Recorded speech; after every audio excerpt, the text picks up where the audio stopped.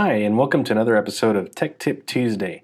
Today we're going to be answering a common question I get all the time, which is, hey Eric, we upgraded our internet connection and we don't seem to be getting the speed that we are paying for that we had anticipated. Now there's a whole lot of reasons why that may or may not happen. Some of it has to do with the fact that a lot of business labeled connections are not guaranteed speed and things like that, but more often than not, what we find is that the firewall or the router or whatever kind of security device that the user has there that's supposed to be protecting their network from the internet, so it sits between their business and the internet, is actually not equipped to handle that kind of speed. So for example, I'm going to pick on Spectrum here because they just do a good job of displaying their speeds. So they have everything from a 200 megabit per second connection up to about a 1,000 or gig connection available. That's pretty fast compared to speeds that we've seen in the past couple of years. Now, while all that's great, and your business can definitely use that bandwidth, I'm sure, with everything that's streaming these days and the huge files that we send back and forth.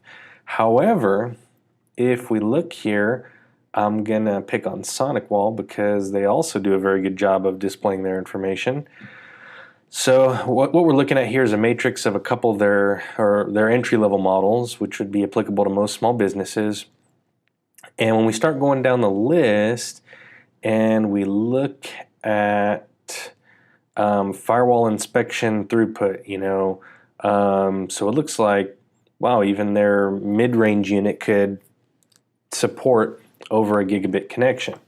However, that's not exactly accurate. When we start looking at threat prevention throughput, which essentially has the maximum, all of the security functions turned on, and unless you've been hiding under a rock for the past several years, security is a big problem right now with small business networks or any network for that matter. People are getting these crypto viruses, they're losing their data, or they're having to pay ransoms. It's a really, really, really big problem. So if you're buying a security device, it would kind of make sense you want to enable all those security functions. Well, when we look at that, the throughput, because it has to, it takes a lot of horsepower to process everything that we do at lightning fast speed with all those security features turned on, right? So now what we see is that number drops drastically.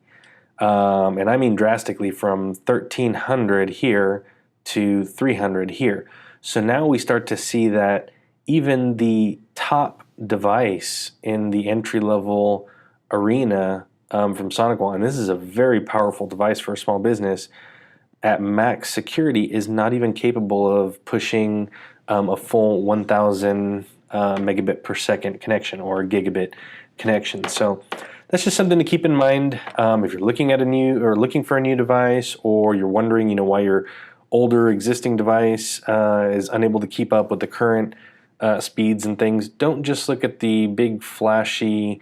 All the manufacturers will tout this number right here, but what really boils down to is this number right here, because you want to know how that thing is going to perform when all those security functions are enabled, protecting either your home or your business.